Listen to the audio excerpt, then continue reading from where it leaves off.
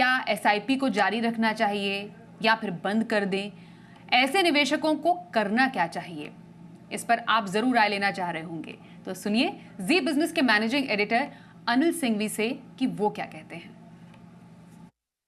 बाजार की तेज गिरावट के बाद वो इन्वेस्टर्स जो बाजार में सीधे तौर पर पैसा लगाते हैं शेयर खरीद के या फिर म्यूचुअल फंड्स में एसआईपी के जरिए पैसा लगाते हैं, उनके मन में बड़ा संशय है कि अपनी एसआईपी को चालू रखें या बंद कर दें।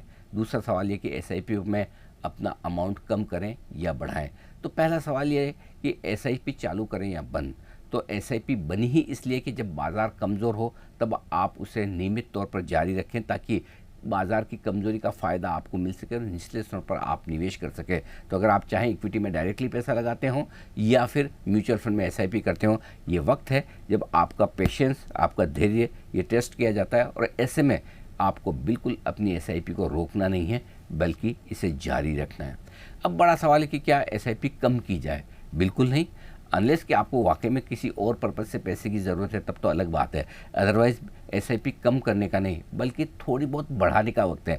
आमतौर पर बाज़ार की तेज़ गिरावट के वक्त मैं शॉर्ट ब्लास्ट एसआईपी देता हूं कि 4 से 6 हफ्ते में बड़ा पैसा लगा लीजिए।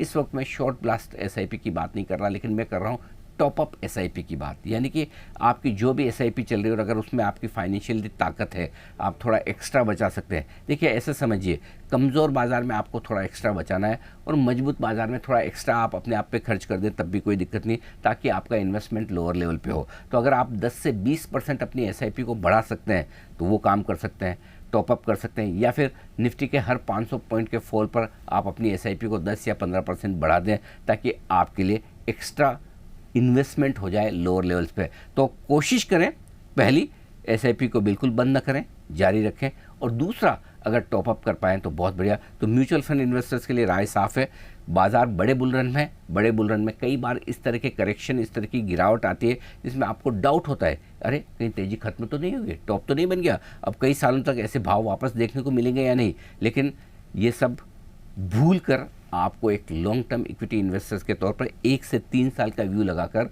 एसआईपी में अपने निवेश को जारी रखना चाहिए और यही आपको वेल्थ बनाने में सबसे ज़्यादा मदद करेगा।